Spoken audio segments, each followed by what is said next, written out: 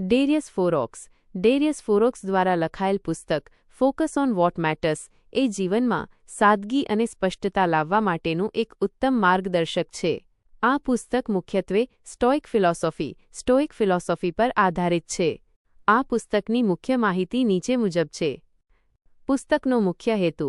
આ પુસ્તક આપણને શીખવે છે કે આપણે એવી વસ્તુઓ પાછળ શક્તિ વેડફવાનું બંધ કરવું જોઈએ જે આપણા નિયંત્રણમાં નથી અને માત્ર એ જ બાબતો પર ધ્યાન આપવું જોઈએ જે ખરેખર મહત્વની છે. મુખ્ય પાસાઓ. કી લર્નિંગ્સ. નિયંત્રણનો સિદ્ધાંત. દુનિયામાં બે પ્રકારની વસ્તુઓ છે. એક, જે તમારા હાથમાં છે, તમારા વિચારો અને ક્રિયાઓ, અને બીજી, જે તમારા હાથમાં નથી, બીજાના વિચારો, નસીબ, ભૂતકાળ. જે તમારા હાથમાં નથી તેની ચિંતા છોડી દો. સમયની કિંમત. પૈસા પાછા આવી શકે છે, પણ સમય નહીં. લેખક કહે છે કે તમારા સમયને રોકાણ તરીકે જુઓ, ખર્ચ તરીકે નહીં. નિર્ણય લેવાની શક્તિ. આપણે દરરોજ હજારો નાના મોટા નિર્ણયો લઈએ છીએ જે આપણને થકવી દે છે. પુસ્તક શીખવે છે કે બિનજરૂરી નિર્ણયો ઘટાડીને માનસિક ઊર્જા કેવી રીતે બચાવવી. સાદગી. સિમ્પ્લિસિટી. વધુ વસ્તુઓ કે વધુ લક્ષ્યો હોવા એ સફળતાની નિશાની નથી. ઓછા પણ નક્કર લક્ષ્યો હોવા જોઈએ. આ પુસ્તક કોણે વાંચવું જોઈએ? જેઓ સતત તણાવ, સ્ટ્રેસ અને ચિંતામાં રહેતા હોય. જેમને એવું લાગતું હોય કે તેઓ મહેનત તો કરે છે પણ ધાર્યું પરિણામ મળતું નથી. જેઓ પોતાના જીવનમાં શિસ્ત અને એકાગ્રતા લાવવા માંગે છે. પુસ્તકનો સારાંશ આપતું એક વાક્ય. સુખ એ કશું મેળવવામાં નથી, પરંતુ બિનજરૂરી વસ્તુઓને તમારા જીવનમાંથી દૂર કરવામાં છે. શું તમે Darius ફોરોક્સના focus on vote matters પુસ્તકના સિદ્ધાંતો મુજબ એક આદર્શ દૈનિક દિનચર્યા ડેલી રૂટીન નીચે મુજબ હોઈ શકે છે? આ રૂટીનનો મુખ્ય હેતુ નિર્ણયોનો થાક ઘટાડવો અને ઉત્પાદકતા વધારવાનો છે. પુસ્તક આધારિત આદર્શ દિનચર્યા ડેલી રૂટીન. 1. સવારનો સમય. આંતરિક શાંતિ. Focus on mind. લેખક માને છે કે દિવસની શરૂઆત ઉતાવળમાં ન થવી જોઈએ. વહેલા જાગો. દુનિયા જાગે તે પહેલાં તમારા માટે થોડો સમય કાઢો. જર્નલિંગ. ડાયરી લખવી.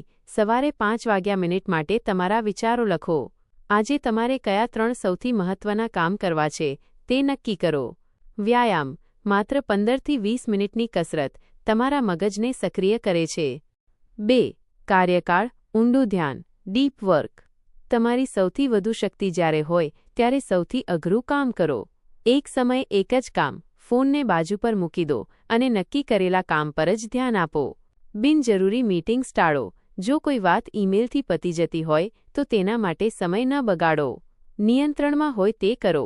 પરિણામની ચિંતા કરવાને બદલે અત્યારે જે કામ કરી રહ્યા છો તેની ગુણવત્તા પર ધ્યાન આપો. 3. સાંજનો સમય. સામાજિક અને શારીરિક આરામ. રિચાર્જ. કામ પત્યા પછી મગજને શાંત કરવું જરૂરી છે. Digital shutdown. સૂવાના 2 કલાક પહેલાં સોશિયલ મીડિયા અને કામના ઈમેલ બંધ કરી દો. પરિવાર સાથે સમય. જે લોકો ખરેખર મહત્વના છે તેમની સાથે વાતચીત કરો. 4. રાત્રિનો સમય. પ્રતિભાવ. રિફ્લેક્શન. દિવસની સમીક્ષા. રાત્રે વિચારો કે આજે કઈ વસ્તુઓ તમારા નિયંત્રણમાં હતી અને તમે ક્યાં વધુ સુધારો કરી શક્યા હોત. આવતીકાલનું આયોજન. આવતીકાલે સવારે ઉઠીને શું કરવાનું છે તેનું લિસ્ટ અત્યારે જ બનાવી લો જેથી સવારે ઉઠીને વિચારવું ન પડે. યાદ રાખવા જેવી મહત્વની ટિપ્સ. શું કરવું, શું ન કરવું. 3 મુખ્ય લક્ષ્યો પર ધ્યાન આપો. આખા દિવસમાં 10 થી 15 કામની યાદી ન બનાવો.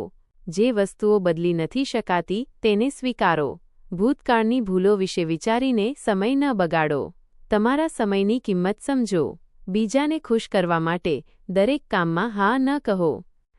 શું તમે